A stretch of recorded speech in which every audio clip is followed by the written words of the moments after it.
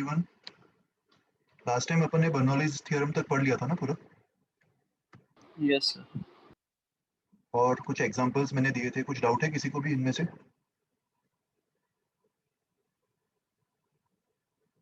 सबने सॉल्व कर लिया इसको? बर्नौलीज इक्वेशन सबको याद होना चाहिए। डेरिवेशन का जो फाइनल रिजल्ट है उसमें क्या देखा था अपन ने? ये जो तीन टर्म्स है, प्रेशर, रो जी एच और हाफ रो वी स्क्वायर, इन तीनों टर्म्स का सम सेम होगा किसी भी पॉइंट पे। ओके, इनमें से कोई डाउट नहीं है ना किसी को भी? No sir. ऑलराइट, चलो इसके एप्लीकेशंस देखते हैं अभी बर्नौलीज थ्योरम के। वेलोसिटी ऑफ एफ्लक्स, देखो मैं तुम्हें यहाँ पे डिराइव करके दिखा देता हूँ। वेलोसिटी ऑफ एफ्लक्स मतलब अगर मान लो किसी भी वेसल के अंदर लिक्विड भरा हुआ है,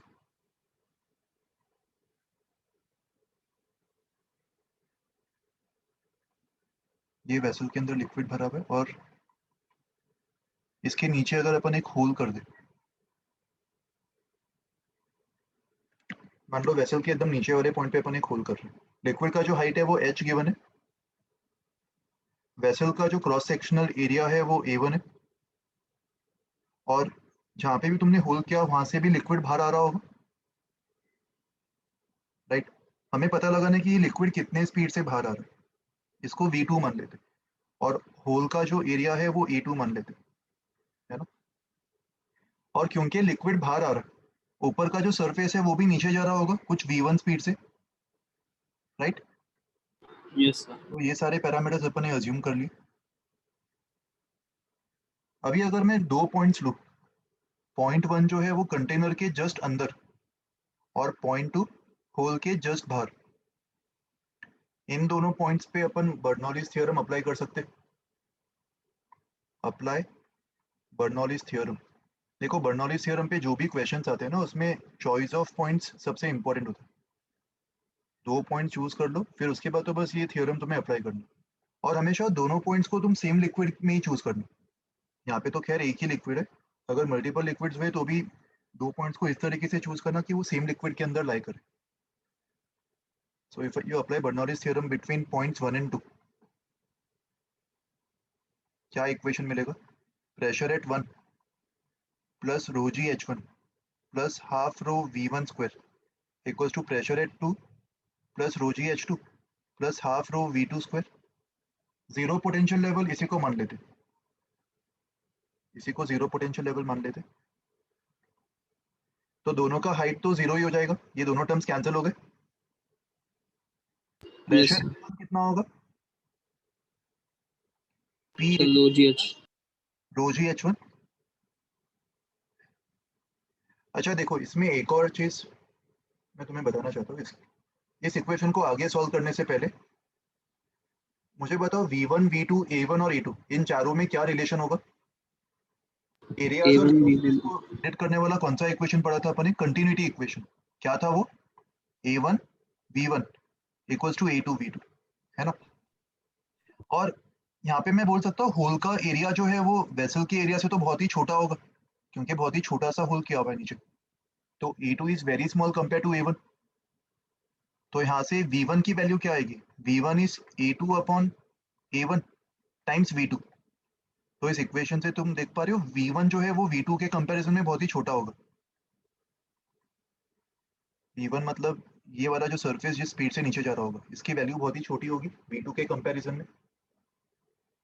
तो अपन लगभग इसको स्टैटिक कंडीशन मान सकते हैं। अगर ये फ्लूइड बहुत ही कम स्पीड से नीचे जा रहा है, फ्लूइड का जो सरफेस है अगर वो बहुत ही कम स्पीड से नीचे जा रहा है, तो ऑलमोस्ट ये वाले लिक्विड को अपन स्टैटिक कंडीशन में मान सकते हैं। एक्चुअली स्टैटिक नहीं, एक्चुअल में फ्लो कर रहा है, but V1 is very small, right? और क्योंकि स्टैटिक कंडीशन अपन मान पा रहे, इसीलिए अपन P1 को P ATM plus rho g H लिख पाएंगे, राइट? ये फॉर्मूला तो अपन ने खाली स्टैटिक फ्लूइड्स के लिए पढ़ा था ना। किसी भी डेप्थ एच में जो प्रेशर होगा वो रो जी एच से बढ़ेगा। क्या वो चीज अपन फ्लोइंग लिक्विड्स में भी अप्लाई कर सकते? नहीं, फ्लोइंग लिक्विड्स में तुम्हें हमेशा बर्नौलीज थ्योरम अप्लाई करना है। ठीक है, तो यहाँ पे P1 को अपन PATM प्लस ρGH लिख सकते हैं। ये समझ में आया कॉन्सेप्ट? V1 को क्या लिखेंगे? V1 को A2 upon A1 times V1 the whole square, और P2 कितना होगा बताओ? P2 मतलब 0.2, और 0.2 होल के बाहर है, मतलब एटमोस्फेयर से एक्सपोज्ड, तो P2 को क्या लिखेंगे? PATM PATM। Plus half rho V2 square. तो इस पूरे इक्वेशन में PATM कैंसिल हो गया, और V1 स्क्वायर और V2 स्क्वायर के जो टर्म्स है, इन दोनों में से अपन किसको नेग्लेक्ट कर सकते हैं? ये देख पा रहे हो तुम, V1 is very small then V2, तो V1 स्क्वायर तो V2 स्क्वायर से और भी बहुत छोटा होगा, तो अपन ये वाले टर्म को नेग्लेक्ट कर सकते हैं। यस बताओ सिद्धार्थ। सर वो V2 आएगा ना, A2 upon A1 upon into V2। ये कैसे आया पूछ रहे हो? नो सर, ऊपर V2 आएगा, V1 is equal to A2 upon A1 अच्छा सॉरी इंटू। सॉरी, ये V2 आएगा, करेक्ट करेक्ट, सही बोल रहे हो, ये V2 आ जाएगा, बट इसको अपन नेग्लेक्ट कर सकते हैं ना, तो इक्वेशन में क्या बचेगा? सिर्फ रो जी एच और हाफ रो V2 स्क्वायर, तो यहाँ से रो भी कैंसिल हो गया, और V2 की वैल्यू आ गई √2GH, और इस V2 को अपन बोलते हैं वेलोसिटी ऑफ एफ्लक्स। छोटे से होल से जो लिक्विड बाहर आ रहा है उसको अपन एफ्लक्स नाम से जानते हैं, इसलिए V2 will be your velocity of efflux. ये फॉर्मूला याद रखो, नेक्स्ट टाइम से तुम डायरेक्टली ये फॉर्मूला अप्लाई कर सकते हो, बट याद रखना ये फॉर्मूला खाली तभी एप्लीकेबल होगा जब सिंगल लिक्विड है। तो अगर मान लो वेसल वेसल में लिक्विड भरा हुआ है, और वेसल के बीच में अगर मैं कहीं पे होल करता, तो कौन सा हाइट मैटर करता? होल के ऊपर वाला या होल के नीचे वाला, या टोटल हाइट? यहाँ पे अगर मुझे स्पीड निकालना होता, तो होल के ऊपर वाला जो हाइट है वो मैटर करेगा। अगर होल के ऊपर लिक्विड के सरफेस तक हाइट h दिया हुआ है, तो होल से जो लिक्विड बाहर आ रहा होगा उसका स्पीड क्या लिखेंगे? √2GH। समझ में आया ये कॉन्सेप्ट?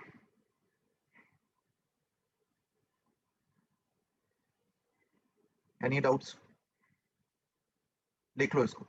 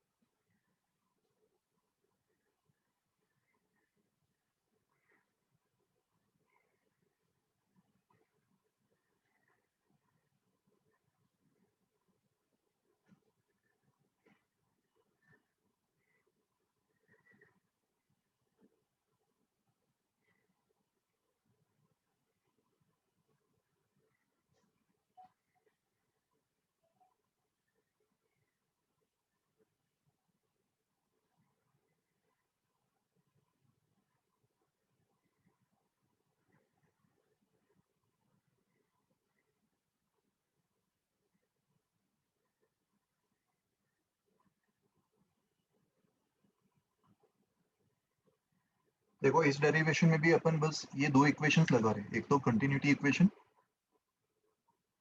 और एक Bernoulli's equation. Most of the cases में इन दो इक्वेशन से तुम किसी भी क्वेश्चन को सॉल्व कर पाओगे।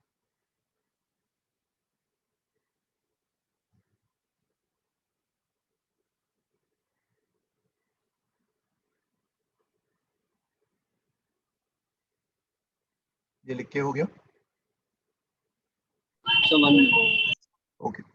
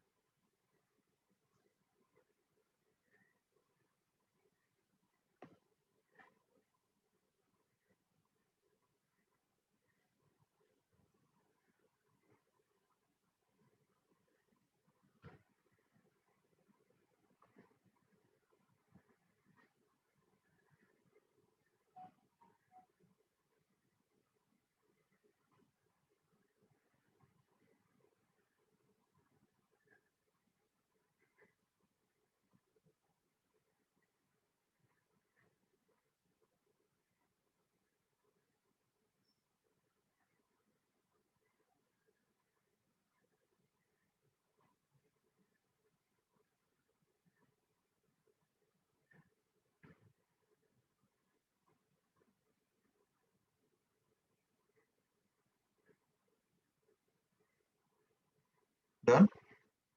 एक एग्जांपल ट्राई करते हैं इस कॉन्सेप्ट पे।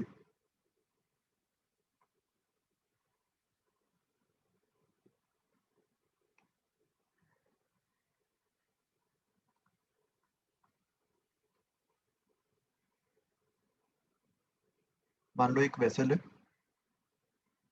बट इस वेसल के अंदर अभी अपन 2 लिक्विड्स अज्यूम कर रहे हैं।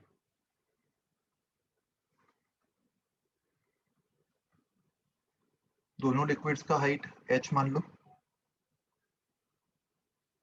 और नीचे वाला जो लिक्विड है उसका डेंसिटी 2 रो मान लेते, और ऊपर वाले का डेंसिटी रो, और दोनों का हाइट h। और वेसल के बॉटम पे हमने वापस एक होल कर दिया, और हमें फाइंड करना है कि इस होल से जो लिक्विड बाहर निकलेगा, इस होल से कौन सा लिक्विड बाहर निकलने वाला है, रो डेंसिटी वाला या 2 रो डेंसिटी वाला? 2 रो। 2 रो। उसका वेलोसिटी फाइंड करना है।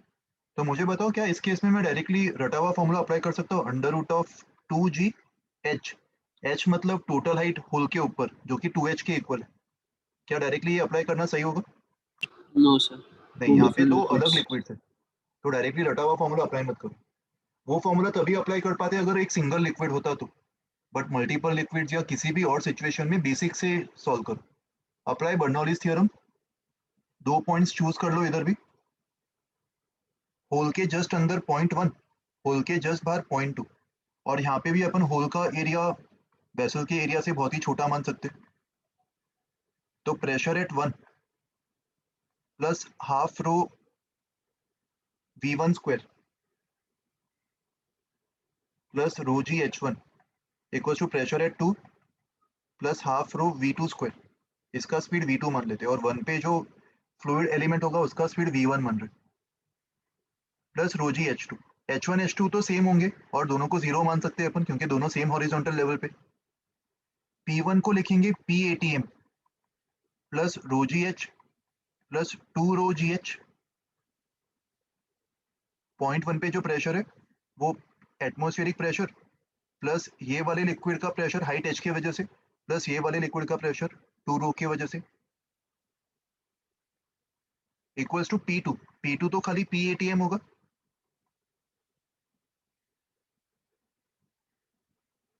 अच्छा, एक और यहाँ पे एक मिस्टेक करी अपन ने,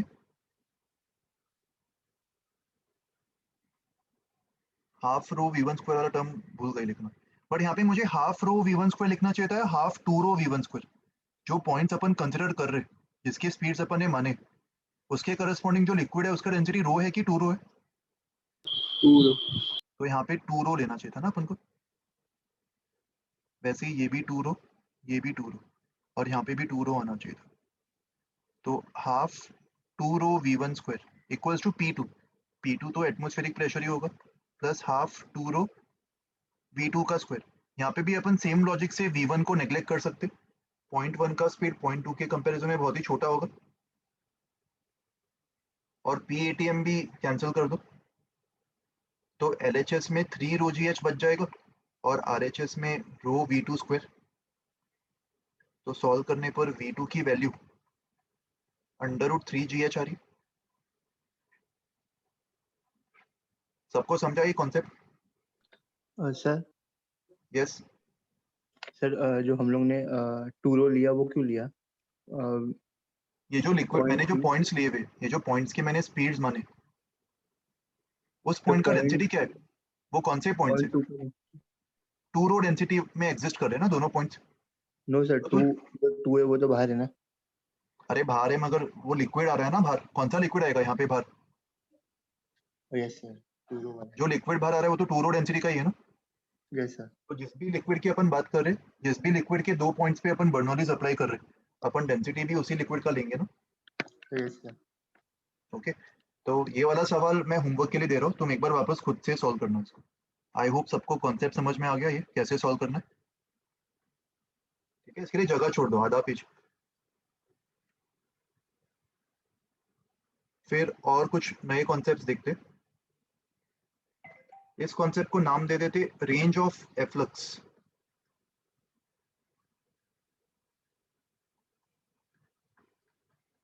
रेंज ऑफ एफ्लक्स।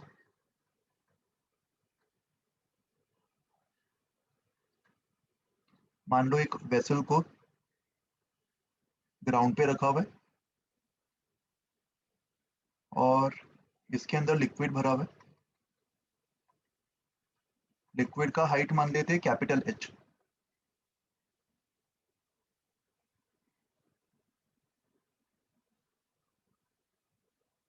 और वेसल को ग्राउंड पे रखा हुआ है और वेसल के अंदर अपन होल कर रहे हैं, मान लेते हैं ग्राउंड से स्मॉल एच हाइट ऊपर। तो इस होल से जो एफ्लक्स निकलने वाला है उसका कुछ तो स्पीड होगा। Yes sir. और स्पीड कैसा होगा उसका? हॉरिजॉन्टल डायरेक्शन में होगा ना। होल तुमने जहाँ पे भी होल किया है वो उसके नॉर्मली ऐसे बाहर निकलेगा हॉरिजॉन्टल डायरेक्शन में विद सम स्पीड v। और v स्पीड से निकलने के बाद इसका मोशन कैसा होगा? किसी पार्टिकल को अगर तुम हॉरिजॉन्टली प्रोजेक्ट करते हो तो प्रोजेक्टाइल मोशन सर परफॉर्म करके वो सर ग्राउंड पे गिर जाएगा, राइट। और ग्राउंड पे वो कितने हॉरिजॉन्टल डिस्टेंस पे गिरेगा, ये r अपन निकालने की कोशिश कर रहे हैं। तो r निकालने के लिए सबसे पहले तो v पता होना चाहिए, और v अपन डायरेक्टली फॉर्मूला से निकाल सकते हैं। होल के ऊपर बताओ क्या हाइट है लिक्विड का? Capital h minus small H. Capital h minus small H. तो डायरेक्टली फॉर्मूला से तुम v के बारे में क्या बोल सकते हो? किसके इक्वल होना चाहिए? Under root of. Under root two g capital h minus small. Very good. यहाँ पे तो तुम डायरेक्टली फॉर्मूला अप्लाई कर सकते हो, एक ही डेंसिटी का लिक्विड है। तो इतने स्पीड से ये लिक्विड बाहर आ रहा है। अभी ये लिक्विड कितना दूर जाके हिट करेगा? आर की वैल्यू जो होगी, can I say R will be equals to this v multiplied by time of light. Horizontal direction में तो यस ये सर। कांस्टेंट स्पीड v से जा रहा होगा, तुमने प्रोजेक्टाइल में पढ़ा होगा। और जो भी उसका टाइम ऑफ फ्लाइट होगा, जितना भी टाइम उसको नीचे गिरने में लगा होगा, अगर मैं इस v को t से मल्टीप्लाई कर दूं तो अपन को ये रेंज मिल जाएगा। और t कैसे निकालेंगे? बाई डायरेक्शन सर में इसका वर्टिकल मोशन देखो। डिस्टेंस। करेक्ट। बाई डायरेक्शन में इनिशियल स्पीड 0 होगा, बाई डायरेक्शन में जो हाइट फॉल कर रहा है डिस्प्लेसमेंट वो h होगा। मैं डाउनवर्ड्स पॉजिटिव मान रहा हूँ बाई डायरेक्शन में। और एसेलरेशन बाई डायरेक्शन में g के इक्वल होगा। तो जो टाइम उसको लगा होगा बाई डायरेक्शन में, वो टाइम निकालने के लिए अपन कौन सा इक्वेशन अप्लाई कर सकते हैं इन सब पे? Sir u t plus half a t square. Very good, s equals to u t plus half a t square. तो यूटी तो 0 हो जाएगा, तो h equals to half g t square आ जाएगा इससे। तो जो टाइम ऑफ फॉल है वो 2h बाई जी का अंडर रूट आ रहा है। इस टाइम ऑफ फॉल को रेंज के फॉर्मूला में डाल दो, तो रेंज की वैल्यू v मतलब 2g h माइनस h का under root, and time of fall मतलब 2h बाई जी का अंडर रूट। तो देखो यहाँ से g भी कैंसिल हो रहा है, और रेंज का फाइनल एक्सप्रेशन क्या आ रहा है? √2 इंटू √2, 2 बाहर आ जाएगा, और रेंज आ रहा है 2 times under root of h into h minus h। ये तुम्हारा फाइनल एक्सप्रेशन होगा रेंज का। यहाँ तक समझ में आया सबको derivation? Yes sir. Yes, sir. अभी देखो रेंज का जो फाइनल एक्सप्रेशन है, इसमें एक इंटरेस्टिंग चीज अपन ऑब्जर्व करेंगे। अगर मान लो मैं h को replace h by h minus h को अगर मैं h माइनस h से रिप्लेस करता हूँ, मतलब अगर मैं एक और ऐसा होल ले रहा हूँ जिसका हाइट सरफेस से h, इसको होल 2 मान लेते हैं और इसको होल 1। तो अगर सरफेस से हाइट h है तो ग्राउंड से कितना होगा? h minus H h। minus H. Yes, sir. तो इस होल पे अगर मैं ये रेंज का फाइनल एक्सप्रेशन अप्लाई करूं तो मुझे बताओ क्या रेंज के एक्सप्रेशन में कुछ भी फर्क आ रहा है? अगर मैं h को h माइनस h से रिप्लेस करूंगा तो स्मॉल h को अगर मैं h माइनस h डालूंगा तो ये वाला टर्म h बन जाएगा और ये वाला टर्म h माइनस h बन जाएगा। ये ऑब्जर्व कर पा रहे हो तुम लोग क्या कंफ्यूजिंग Yes, लग रहा sir. है? देखो इसका मतलब दोनों होल से जो फ्लूइड बाहर निकलेगा उन सबका रेंज सेम या अलग?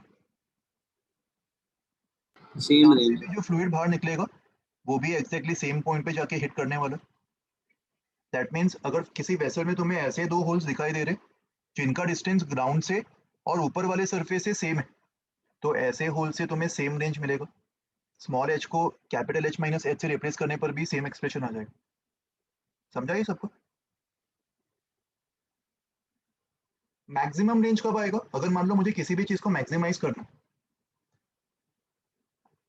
और maximum range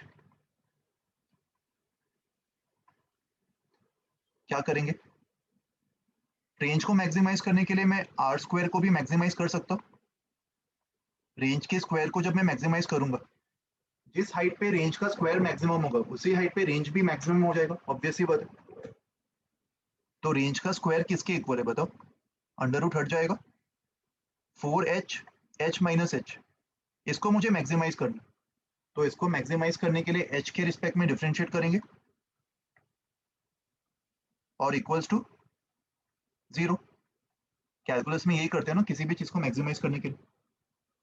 Yes, sir. Constant 4 तो कैंसिल हो जाएगा और small h into capital h इसका डिफरेंशिएशन खाली कैपिटल h बच जाएगा माइनस h स्क्वायर उसका डिफरेंशिएशन 2h।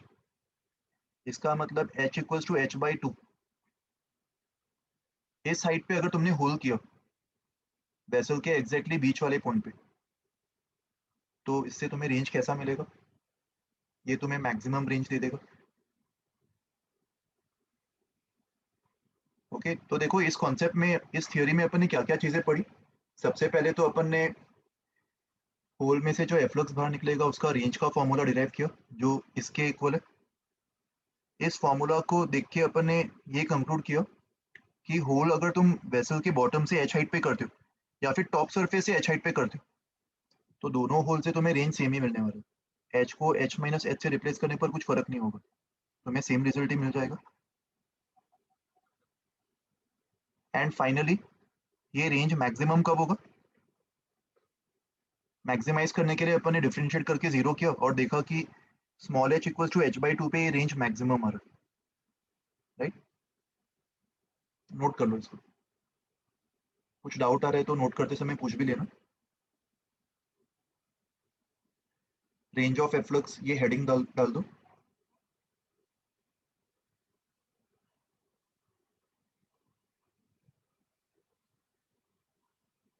और देखो एक चीज ध्यान में रखना कि जो एच हाइट है वो वेसल का हाइट मैटर नहीं करेगा। वेसल तो कितना भी बड़ा हो सकता है ना ऊपर।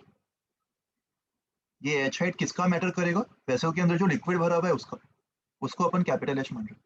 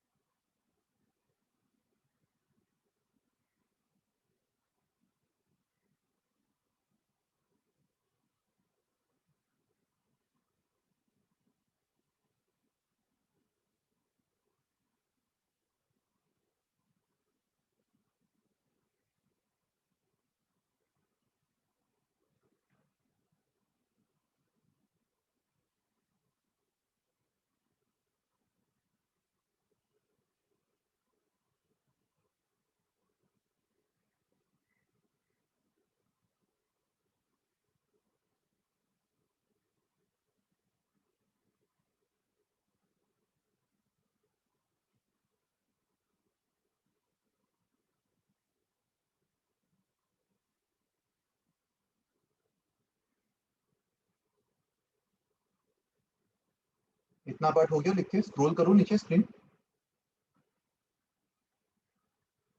Let me know. Yes, sir. Okay,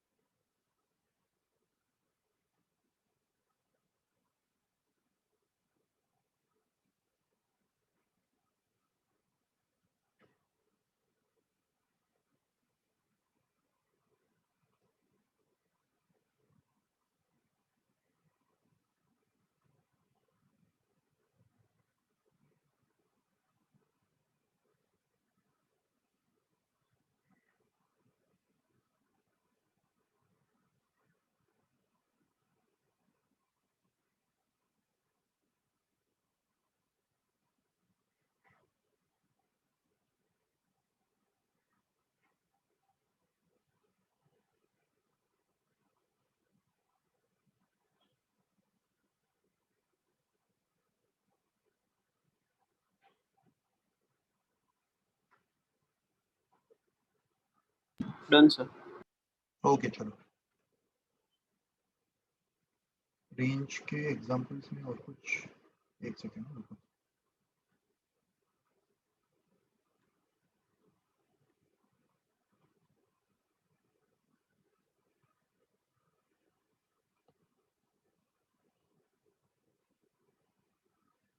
नहीं इसमें दिया नहीं है, मैं एक और एग्जांपल सोच रहा था, वो शायद रिटर्न नहीं है इसमें। ठीक है, मैं तुम्हें एक एग्जांपल और दे देता हूँ, उससे तुम्हारा रेंज का ये कॉन्सेप्ट और क्लैरिफाई हो जाएगा।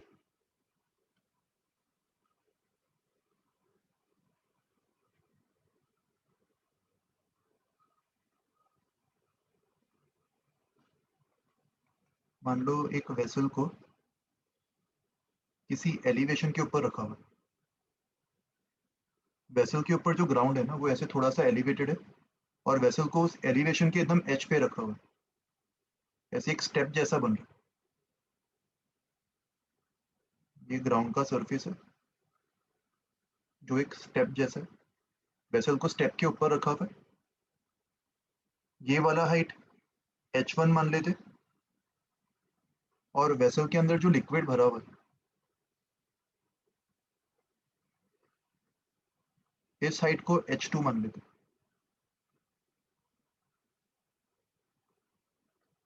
सवाल में पूछा है कि अभी बताओ कहाँ पे होल किया जाए, किस हाइट h पे होल किया जाए ताकि जो लिक्विड निकलेगा वो मैक्सिमम रेंज दे। इस केस में जो लिक्विड है वो नीचे वाले ग्राउंड सरफेस पे जाके हिट करेगा, राइट। तो इस रेंज Yes. को मुझे मैक्सिमाइज करना है। तो क्या यहाँ पे मैं स्मॉल h को डायरेक्टली h2/2 बोल सकता हूँ? क्या ये डायरेक्टली बोलना सही होगा? No, sir. ये सिचुएशन अलग है ना, सेम सिचुएशन नहीं। तो अलग सिचुएशन में तुम रटा हुआ फॉर्मूला अप्लाई मत करना कभी भी। जो ऊपर वाला सिचुएशन था, इसका जो रिजल्ट आया था small h equals to h/2, इस रिजल्ट को अगर मैं नोट के फॉर्म में लिखूं, यहाँ पे मैं बोल सकता हूँ दैट रेंज इज मैक्सिमम। इसको अगर मैं जनरलाइज करूँ, तो जनरलाइज करते हुए मैं ऐसे बोल सकता हूँ that range is maximum when height of liquid height of liquid above the hole height of liquid above the hole is equals to height of fall of efflux। इस फॉर्मेट में मैं इसको जनरलाइज कर सकता हूँ। Yes, sir. यहाँ पे मैंने जहाँ पे भी होल किया था, उस होल का जो हाइट है वो h/2 आया था। मतलब होल के ऊपर जो लिक्विड होगा, वो लिक्विड का हाइट ये वेलोसिटी डिसाइड करेगा ना। यहाँ पे h-h क्या रिप्रेजेंट कर रहा था? Height of liquid above the hole, right. Height of liquid above the hole. और टाइम में जो स्मॉल h है, ये क्या रिप्रेजेंट कर रहा था? ये वाला स्मॉल h, कहना है Height of liquid below hole. Height of fall represent कर रहा था लिक्विड का जो हाइट ऑफ फॉल है ना, और मैक्सिमाइज करते समय ये दोनों इक्वल आया ना। देखो वैसे तो तुम वापस बेसिक से भी डिराइव करोगे कैलकुलस अप्लाई करके तो भी तुम्हें आंसर आ जाएगा, बट तुम वो कैलकुलेशन भी अवॉइड कर सकते हो अगर तुम इस रिजल्ट को इस नजरिए से देखो जो मैंने तुम्हें नोट दिया हुआ है। हमारा जो रिजल्ट है उसको इस परसेप्शन से देखो कि रेंज तभी मैक्सिमम होगा जब होल के ऊपर का जो लिक्विड उसका हाइट होल से बाहर निकलने वाले लिक्विड के हाइट ऑफ फॉल के बराबर हो जाए। तो अगर मैं ये नोट को समझ के ये वाले एग्जांपल में अप्लाई करता हूँ तो तुम एक ही लाइन में मुझे आंसर दे सकते हो। क्या आंसर होगा बताओ, कैसे निकालेंगे? अगर मैंने होल को h हाइट पे मान लिया तो what is the height of liquid above the hole? Sir, h plus h1. Height of liquid above the hole, ये वाला हाइट, ये वाला लेंथ h2 माइनस h होगा ना ये। Yes, sir. और हाइट ऑफ फॉल क्या होगा? h1 प्लस h, ये height of fall of efflux है और ये हाइट ऑफ लिक्विड है अबव द होल। तो मेरे थियोरी के अकॉर्डिंग मैं इन दोनों को इक्वेट कर दूंगा, h2 minus h equals to h1 plus h। तो इसको सॉल्व करने पर h की वैल्यू क्या आ जाएगी? h1 plus h2 upon 2। एक लाइन में आंसर आ गया। समझा ये कॉन्सेप्ट? तुम मैक्सिमा से भी कर सकते थे, रेंज का फॉर्मूला डिराइव करते, पूरा सॉल्व करते, सेम कहानी वापस करते, तब भी सेम ही आता आंसर। Okay, any doubts? लिख लो ये एग्जाम्पल को भी जल्दी से लिख लो, फिर आगे बढ़ेंगे।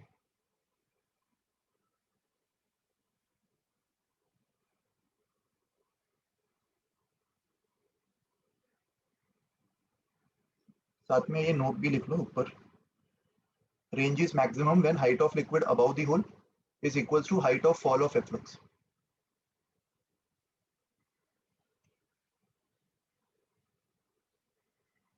और एक और चीज याद रखना, ये सारी चीजें अपन मल्टीपल लिक्विड्स के लिए अप्लाई करेंगे या सिंगल लिक्विड के लिए? Single So single liquid. अगर कुछ अलग ही सिचुएशन तुम्हें दिखाई दे रहा है, अलग ही केस दिया हुआ है, तो फिर उसको बेसिक से डिराइव करना।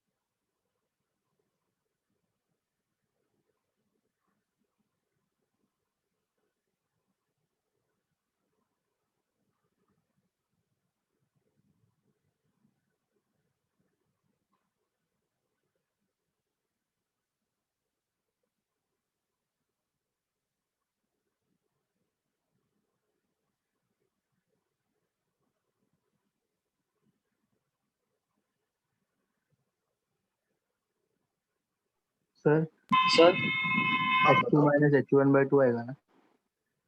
क्या आएगा? h2 minus h1/2।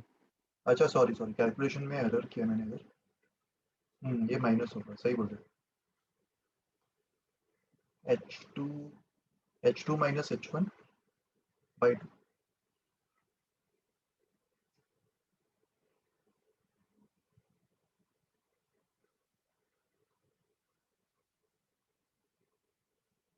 done, sir. All right, चलो नेक्स्ट कॉन्सेप्ट, थ्रस्ट फोर्स। देखो ये कॉन्सेप्ट को भी मैं तुम्हें नीचे एक्सप्लेन कर देता हूँ। Thrust force exerted by flowing liquids।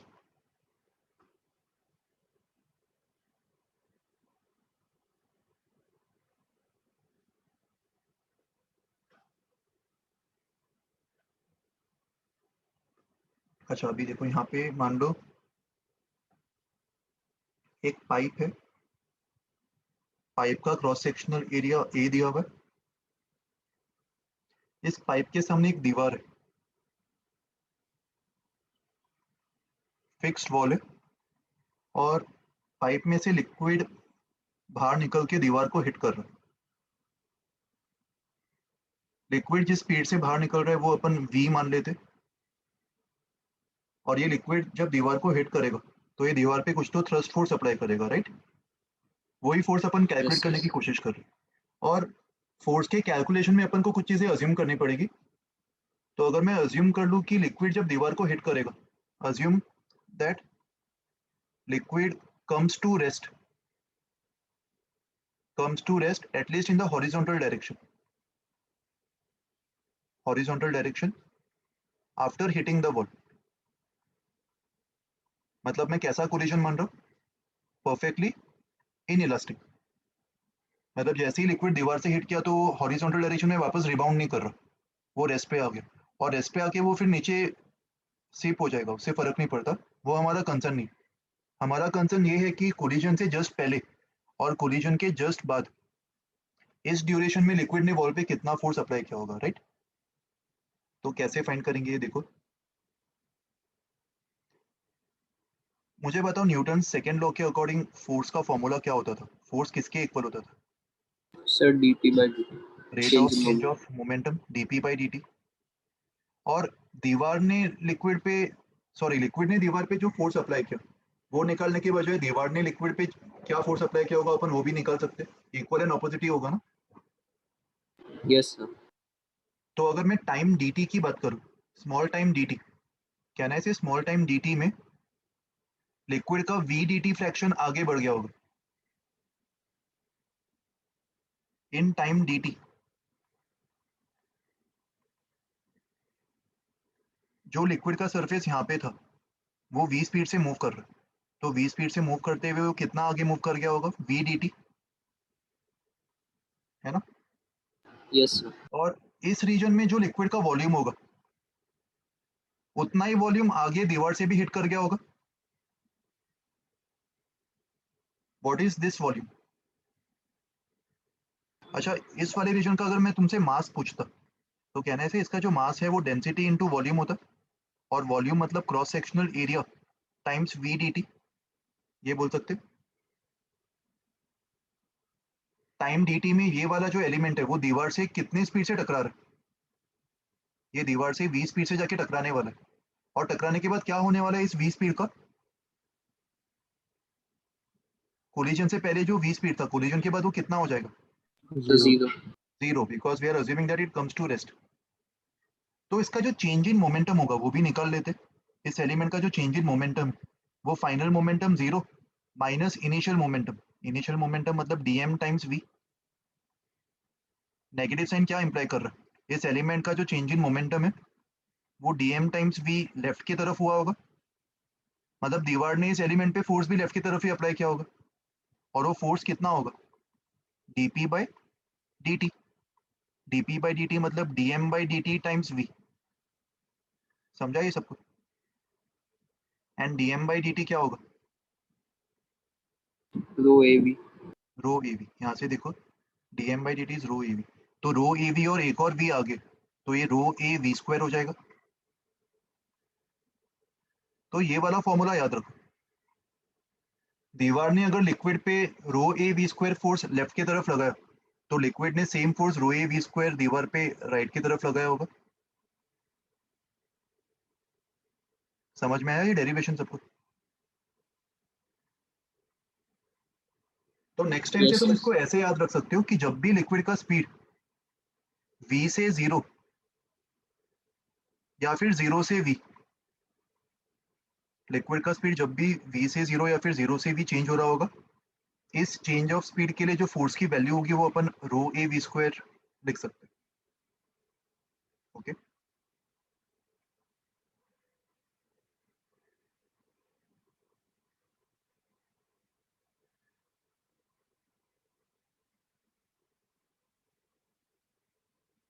और डायरेक्शन क्या होगा उस फोर्स का वो तुम खुद से लॉजिकली प्रेडिक्ट कर सकते हो। जैसे यहाँ पे क्या डायरेक्शन फाइंड करने में कोई भी दिक्कत होती है तुम्हें? लिक्विड पे ये फोर्स किस तरफ लगा होता है ये तुम डायरेक्टली सिचुएशन देख के बोल सकते हो ना। इस सिचुएशन में लिक्विड पे फोर्स किस तरफ लगा होगा, बॉल ने लिक्विड पे फोर्स किस तरफ लगाया होगा, कौन से डायरेक्शन में, सर लेफ्ट। लेफ्ट की तरफ। तो direction is not a concern, जो वैल्यू है वो तुम्हें याद होना चाहिए, F equals to rho a v square.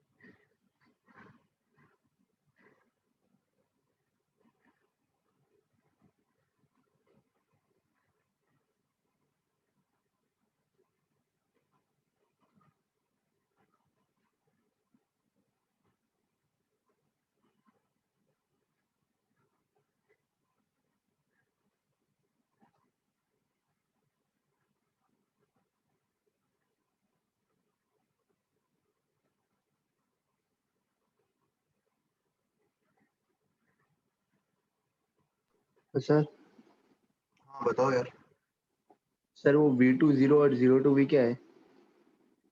V2 मैं बता रहा हूँ, V2 0 और 0 टू V मतलब, देख यहाँ पे मुझे बता लिक्विड का स्पीड कहाँ से कहाँ चेंज हुआ इस V से सिचुएशन 0। में। V से 0 चेंज हुआ ना, यस सर।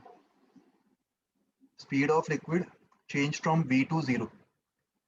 तो जो लिक्विड पहले इस तरफ V स्पीड से जा रहा था, अभी उसका स्पीड 0 हो गया, यस तो सर। इस लिक्विड पे ये फोर्स लेफ्ट की तरफ लगा होगा, है ना। लेफ्ट की तरफ ये फोर्स लगा होगा, तभी उस फोर्स ने इसकी स्पीड को V से 0 कम किया होगा। Yes sir. लेकिन अगर मान ले किसी सिचुएशन में अगर लिक्विड का स्पीड 0 से V चेंज हो रहा है,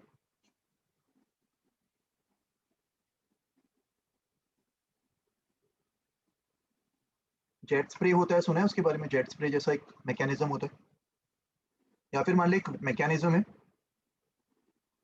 जिसमें किसी कंटेनर के अंदर लिक्विड का स्पीड 0 है, ये कंटेनर के अंदर जो लिक्विड है उसका स्पीड 0 है, मगर मैं चाहता हूँ कि ये लिक्विड कंटेनर के बाहर V स्पीड से निकले। तो इस केस में जो लिक्विड का स्पीड है वो 0 से V बढ़ रहा है, और ओके लिक्विड की सर। स्पीड को 0 से V बढ़ाने के लिए लिक्विड पे फोर्स किस तरफ लगना चाहिए, डायरेक्शन बताओ प्रेडिक्ट करके। किस राइट। तरफ लिक्विड को धक्का मारना चाहिए, राइट की तरफ। और वो फोर्स की वैल्यू इस केस में भी क्या होगी, rho rho a v. A v square. मतलब तुम चाहे लिक्विड का स्पीड V से 0 कम करो या फिर 0 से V बढ़ाओ, दोनों सिचुएशन पे उस पे जो फोर्स लगाना पड़ा होगा वो क्या होगा, रो ए वी स्क्वायर। और लिक्विड लिक्विड पे जिस भी डायरेक्शन में फोर्स लगा होगा, लिक्विड ने उस पे उसके एग्जैक्टली ऑपोजिट डायरेक्शन में सेम फोर्स अप्लाई किया होगा, ये भी अपन डायरेक्टली बोल सकते हैं न्यूटन थर्ड लॉ से, समझो। Okay sir.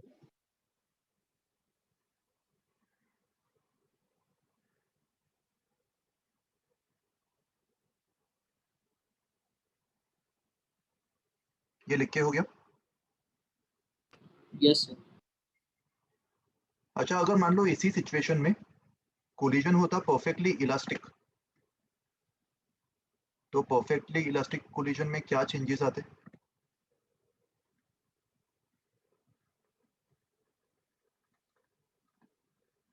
If collision was perfectly elastic, तो क्या वॉल को हिट करके लिक्विड रेस्ट पे आता।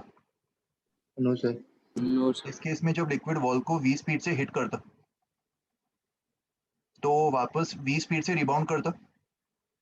Yes sir. और ये जो क्या बोल रहे हो, इस सिचुएशन को मैं दो पार्ट्स में ब्रेक कर सकता हूँ। मैं मान सकता हूँ कि पहले तो उसका स्पीड v से 0 चेंज हुआ होगा और फिर 0 से v इस तरफ वापस बढ़ गया होगा। v से 0 चेंज करने के लिए कहना है रो ए वी स्क्वायर फोर्स इस तरफ लगा होगा लिक्विड पे, और इसी डायरेक्शन में वापस 0 से भी बढ़ाने के लिए एक और रो ए वी स्क्वायर इस तरफ लगा होगा। तो इस केस में मुझे बताओ दीवार ने लिक्विड पे कितना फोर्स लगा? 2 rho a v square. 2 rho a v square left की तरफ, ये अपन बोल सकते हैं बाय वॉल ऑन लिक्विड।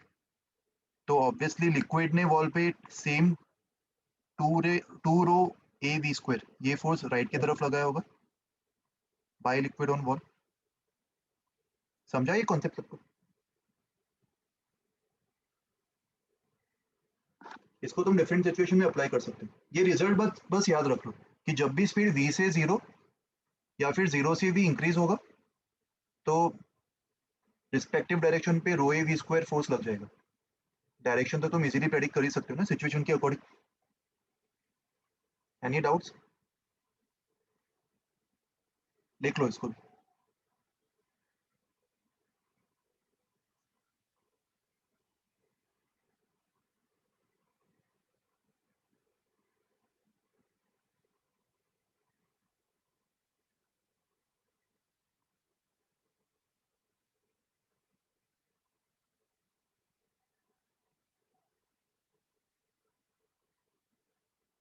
इस पे बेस्ड एक और एग्जांपल ट्राई करते हैं।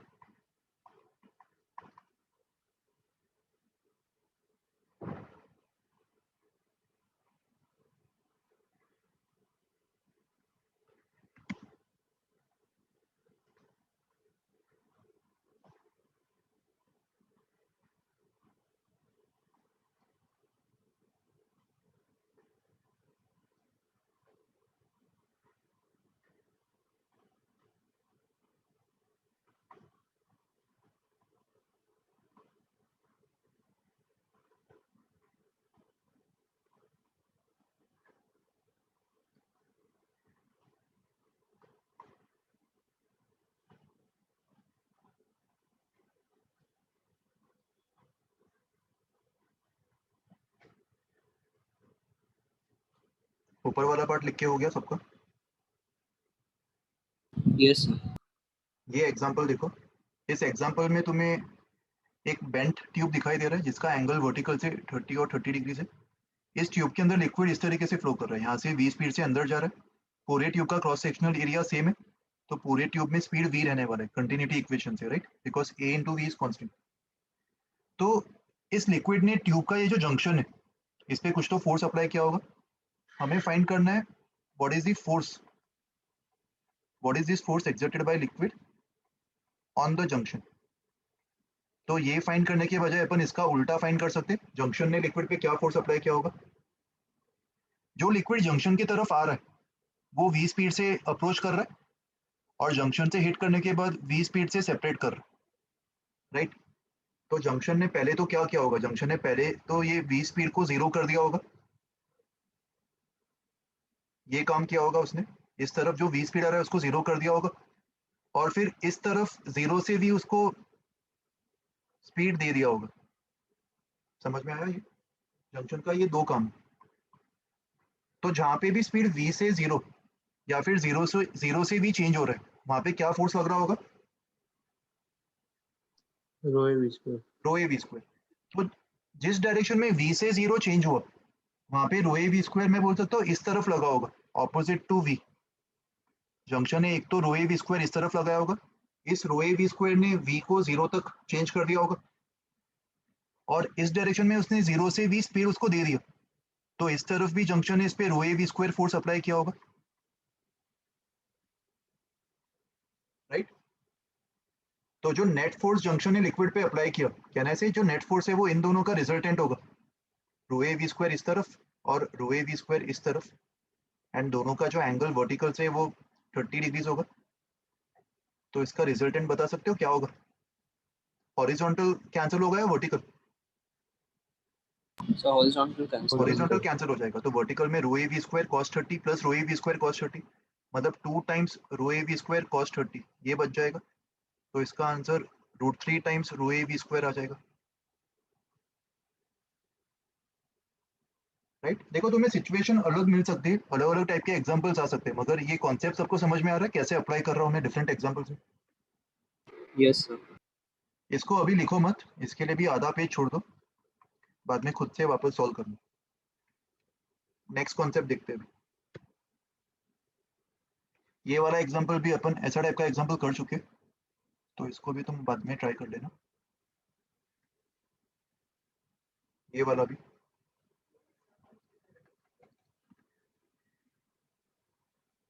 हाँ, अभी देखो ये वाला जो एग्जांपल है, इसमें एक कंटेनर पे 2 होल्स किए हुए,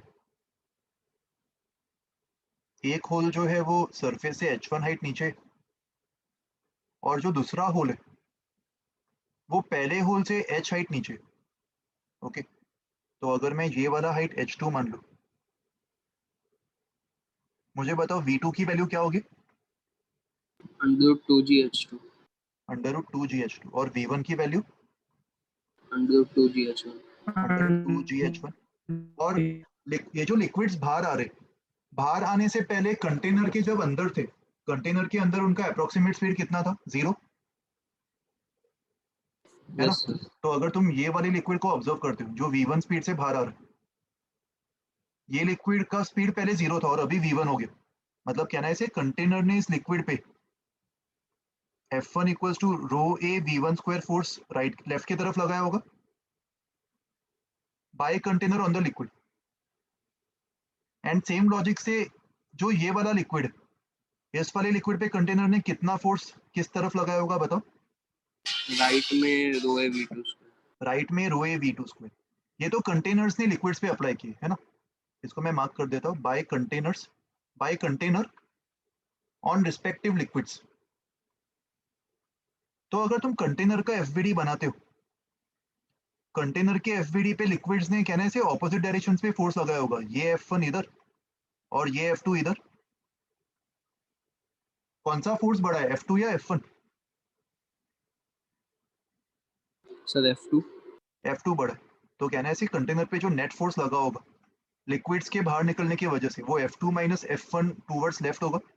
एंड F2 माइनस F1 मतलब रो ए v2 square minus rho a v1 square. Rho A common ले लो, v2 स्क्वायर मतलब 2gh2 एंड v1 स्क्वायर मतलब 2gh1, तो 2g भी कॉमन ले लो, तो क्या बच जाएगा अंदर? रो ए 2g h2 माइनस h1, और h2 माइनस h1 तो h के बराबर दिया हुआ है। तो ये तुम्हारा फाइनल आंसर होगा, कंटेनर पे लिक्विड्स इतना नेट फोर्स अप्लाई कर रहे होंगे। तरीका समझ में आया सॉल्व करने का? Yes, sir. इसको पूरा खुद से सॉल्व कर लेना, वापस कॉपी मत करो, अभी जगह छोड़ते जाओ, मैं जो जो होमवर्क दे रहा हूँ उसके लिए।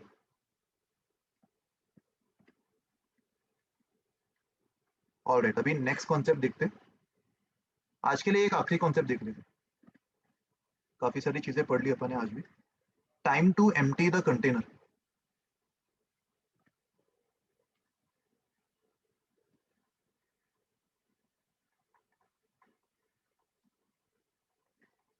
Time to empty the container, किसी कंटेनर के एकदम नीचे अगर अपन होल कर दे तो उसके अंदर जो लिक्विड भरा हुआ होगा वो कुछ टाइम के बाद खाली हो जाएगा। तो कितने टाइम के बाद खाली होगा ये अपन फाइंड करने की कोशिश करेंगे। तो मान लो ये कंटेनर है, इसके बॉटम पे अपन ने होल कर दिया, लिक्विड का हाइट इनिशियली h1, इसको जनरलाइज कर देते, time to empty the container from height h1 to h2 ये निकाल लेते। तो अगर मैं जनरलाइज कर दूं तो पूरा खाली करने के लिए जो टाइम है उसमें h2 को क्या डाल देंगे?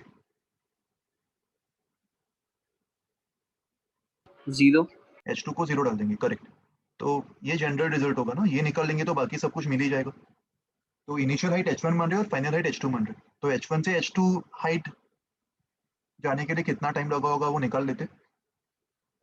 और इसको फाइंड करने के लिए सबसे पहले मुझे बताओ यहाँ से जो स्पीड निकल रहा होगा बाहर, वो कांस्टेंट होगा कि वेरिएबल होगा? ये स्पीड किस पे डिपेंड करता है? Under sir root h two g h. और हाइट लेवल जो है वो कांस्टेंट है कि धीरे धीरे कम होते जा रहा है? सर कम हो रहा है। कम होते जा रहा है। तो ये वाला जो स्पीड है वो भी वेरिएबल होगा ना, हर इंस्टेंट पे चेंज हो रहा होगा। और यस जब भी कोई चीज हर इंस्टेंट पे चेंज होती, तो अपन कोई भी एक जनरल बीच वाला पोजीशन ले लेते।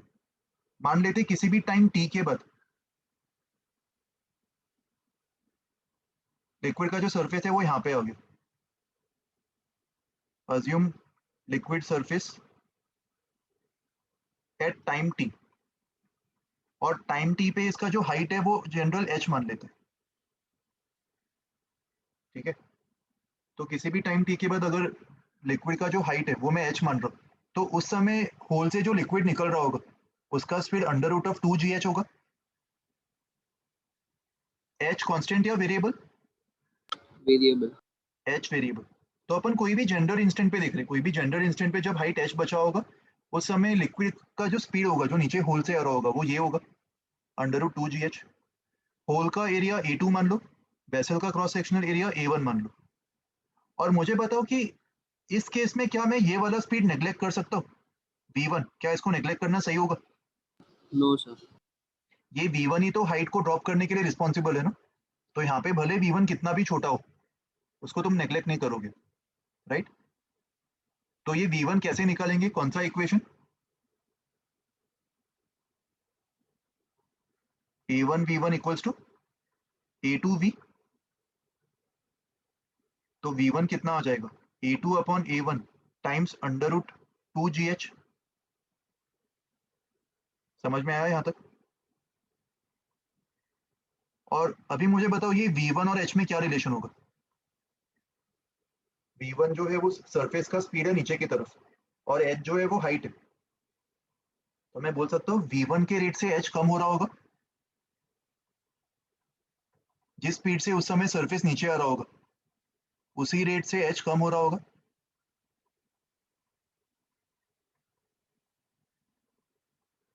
तो v1 को मैं क्या लिख सकता हूँ? Sir minus D H by d T. Correct. या फिर एक तरीके से तुम बोल सकते हो कि क्योंकि h कम हो रहा है तो उसका जो रेट ऑफ चेंज है वो माइनस v1 होगा। That means v1 is minus D H by d T. Very good. तो v1 के बदले minus D H by d T डाल दो, और देखो इक्वेशंस में कौन से दो वेरिएबल्स बच रहे, खाली h और t, है ना। और इसके बीच में मुझे रिलेशन निकालना था ना, कितने टाइम के बाद कितना हाइट बचेगा। तो इस डिफरेंशियल इक्वेशन को सॉल्व करने के लिए क्या करेंगे, d sir h, root h. हाँ सारे टर्म्स h के साथ जोड़ दो, कांस्टेंट टर्म्स को बाहर ले लो। तो डी एच के साथ रूट एच जोड़ दो, और क्या बचेगा, एल एच एस में क्या बचेगा, a two by a one two g का under root times d t, और इंटीग्रेट कर दो दोनों से। एक माइनस साइन भी बाहर था। तो जब टाइम जीरो था उस समय हाइट कितना था इनिशियली, h1, एच वन। और फाइनल हाइट अपन h2 मान रहे। तो h1 से h2 जाने के लिए कितना टाइम लगेगा वो t अपन निकाल सकते हैं इस इक्वेशन को सॉल्व करके। Yes sir. What is integration of dh upon root h? 1 upon root h मतलब h to the power minus half, तो h to the power minus half plus 1 upon minus half plus 1। और minus sign को टू हटा root के एच। अपन limits को इंटरचेंज कर सकते, और आर एच एस में बचेगा a two by a one under root of two ji times T. तो इस इक्वेशन को सिंप्लीफाई करने पर ये ऊपर 2 आ जाएगा, root h one minus root h two, limits डालने के बाद ये बचेगा equals to a two by a one two g का अंडर रूट टाइम्स टी। तो यहाँ से तुम्हें टी की वैल्यू मिल जाएगी। ये वाला जो एल एच एस में रूट टू है, सॉरी आर एच एस में जो रूट टू है वो एल एच एस के टू को रूट टू बना देगा। तो finally a one by a two two by g का under root times root h one minus root h two. ये आंसर आ गया अपन को। Time to empty the vessel from height h1 to h2। मान लो पूरा एम्प्टी करने के लिए टाइम चाहिए, तो h2 को जीरो डाल देंगे, और h1 को जो भी उसका इनिशियल हाइट होगा वो डाल देंगे। तो मोस्ट जनरल फॉर्म में अपन को ये इक्वेशन मिल गया। सवाल में अगर मान लो बाई चांस पूछ रहे कि आधा वेसल खाली करने के लिए कितना टाइम लग रहा है, तो h2 को h1/2 डाल देंगे। समझ आ रहा है सबको ये? Yes sir. ओके, तो ये रिजल्ट भी तुम मेमोराइज कर सकते हो। इसको मेमोराइज नहीं करने का मैं तुम्हें सजेशन नहीं दूंगा, बट इन केस, क्योंकि ये बहुत ही गंदा सा और कॉम्प्लिकेटेड इक्वेशन है, इन केस अगर तुम कभी भूल भी जाओ तो तुम्हें एटलीस्ट डेरिवेशन पता होना चाहिए। सिर्फ भूलने की वजह से तुम सवाल नहीं कर पा रहे हो, ऐसा नहीं होना चाहिए। तो ये डेरिवेशन भी इंपॉर्टेंट है, इसको भी समझ लो अच्छे से। ओके, इसको समझते हुए लिख लो।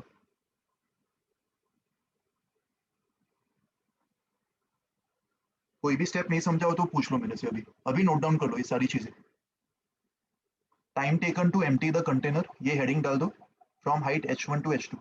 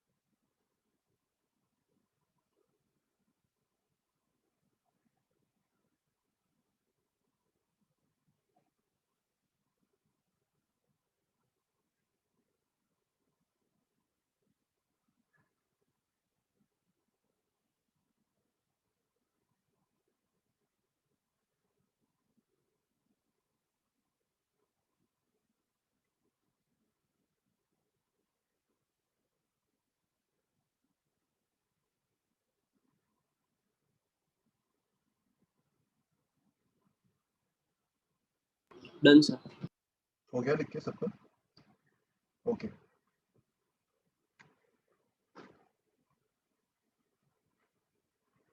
और किसी को टाइम चाहिए और एक्स्ट्रा लिखने के लिए? ठीक है, चलो।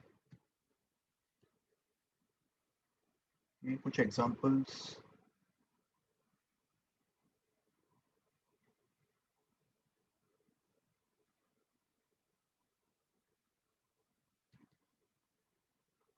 एक आखिरी कॉन्सेप्ट और देख लेते, टाइम है ना अभी काफी। Acceleration of the vessel.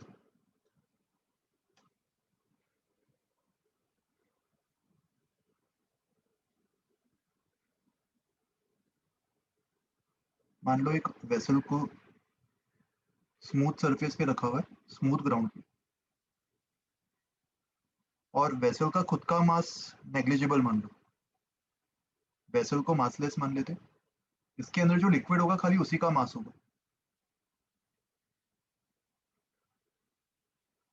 मान लो इसके अंदर जो लिक्विड है वो h हाइट तक भरा हुआ है, और वेसल के बॉटम पे एक छोटा सा होल कर दिया, होल का एरिया, वेसल का एरिया, ये सब गिवन है। तो अभी क्या होगा, होल में से लिक्विड बाहर आएगा, और जैसे जैसे लिक्विड बाहर आएगा वैसे ही वो वेसल पे लेफ्ट की तरफ फोर्स भी अप्लाई करेगा। लिक्विड वेसल पे फोर्स कितना अप्लाई करेगा ये किस बात पे डिपेंड करेगा, उसके स्पीड पे v, और स्पीड किस बात पे डिपेंड करेगा, सर हाइट हाइट पे। हाइट कांस्टेंट या variable, variable height is variable, h change होते जाएगा, किसी भी इंस्टेंट पे जो उसका स्मॉल h हाइट मान लेते हैं वो वेरिएबल होगा। तो हाइट वेरिएबल मतलब जो होल में से लिक्विड निकल रहा होगा उसका वेलोसिटी भी वेरिएबल, इसका मतलब लिक्विड जो वेसल पे फोर्स अप्लाई कर रहा होगा वो भी वेरिएबल। तो मान लेते हैं किसी भी इंस्टेंट पे इसका हाइट h होगी। सेम लॉजिक अप्लाई करें जैसे पहले किया था, at any time instant t liquid surface at height h। इस इंस्टेंट पे मुझे बताओ उसका स्पीड क्या होगा जो लिक्विड होल से बाहर आ रहा होगा, √2gh अंडर 2gh। तो लिक्विड पे जो फोर्स अप्लाई किया होगा वो रो a2v² होगा, मतलब रो a2 होल का एरिया इंटू 2gh। ये फोर्स वेसल ने लिक्विड पे अप्लाई किया होगा, और सिमिलरली लिक्विड ने भी वेसल पे अप्लाई किया होगा। कौन से डायरेक्शन में, लिक्विड ने वेसल सर पे कौन सी वेसल अप्लाई किया, लिक्विड ने सर लेफ्ट में लेफ्ट में, क्योंकि वेसल ने लिक्विड पे राइट पे किया होगा, तो बाय लिक्विड ऑन वेसल ये लेफ्ट में लगा होगा। और इसी टाइम इंस्टेंट पे अगर तुम इस वेसल का एफवीडी बनाते हो, इस वेसल में तो अभी खाली स्मॉल h हाइट तक लिक्विड भरा हुआ है, और इस पे हॉरिजॉन्टल डायरेक्शन में खाली एक ही फोर्स लग रहा है ना, विच इज F, जो इस लिक्विड ने लगाया होगा। तो इस सिस्टम का मास क्या होगा, वेसल को तो अपन मासलेस मान रहे हैं, तो कहने से इस सिस्टम का mass will be only the mass of the remaining liquid, और रिमेनिंग लिक्विड का जो मास होगा वो डेंसिटी इनटू वॉल्यूम, वॉल्यूम मतलब A1h, ये इसका मास होगा। तो इस इंस्टेंट पे अगर मैं इसका एक्सेलरेशन a मान लूं, तो बताओ फोर्स इक्वेशन क्या लिखेंगे, F is equal to rho F a1 equals h to ma, correct. m के बदले रो a1h लिख दो टाइम्स a, और f के बदले भी जो अपने निकाला था f की वैल्यू वो सब्स्टिट्यूट कर दो। क्या निकाला था अपने, रो a2 2gh, तो रो कैंसिल हो गया, और देखो एक्सेलरेशन की वैल्यू क्या आ रही है, 2 times gh into, sorry h भी कैंसिल हो रहा है ना, ये h भी कैंसिल हो रहा है, तो एक्सेलरेशन की वैल्यू क्या आ रही है, 2 टाइम्स gh मल्टीप्लाइड बाय क्या, a2/a1 a2 बाई a1। और एक्सेलरेशन का एक्सप्रेशन देखिए, बताओ कि एक्सेलरेशन कांस्टेंट या वेरिएबल, सर कांस्टेंट है कांस्टेंट। तो देखो एक्चुअल में यहाँ पे फोर्स भी वेरी कर रहा था, और साथ में जो अंदर लिक्विड का मास बचा हुआ था ये भी वेरी कर रहा था। बट कैलकुलेशन करने के बाद जब एक्सेलरेशन अपन ने निकाला, दो वेरिएबल चीजों ने मिलकर एक्सेलरेशन को कांस्टेंट बना दिया लकीली। और अगर एक्सेलरेशन कांस्टेंट आ रहा है तो अपन काइनेमेटिक्स के इक्वेशन अप्लाई कर सकते हैं या नहीं, यस किसी सर भी कांस्टेंट एक्सेलरेशन के लिए अपन अप्लाई कर सकते हैं। तो पूरा लिक्विड जब तक खाली होगा उस टाइम तक वेसल ने कितना स्पीड एक्वायर कर लिया होगा, final speed after emptying the vessel. ये निकालने के लिए सर 80। फर्स्ट इक्वेशन अप्लाई कर देंगे, v equals to u plus a t. Initial speed तो जीरो था, एक्सेलरेशन अपन ने निकाल लिया 2g a2 by a1 and time taken to empty the vessel वो अपन प्रीवियस थियरी से निकाल सकते हैं। यहाँ पे h1 को h डाल देंगे और h2 को 0, तो time taken to empty the vessel हो जाएगा a1 by a2 times 2 by g का under root into under root of root h minus root 0।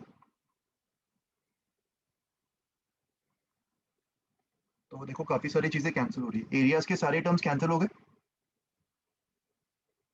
तो फाइनली क्या मिल रहा है 2 रूट जी, नहीं सॉरी 2 रूट 2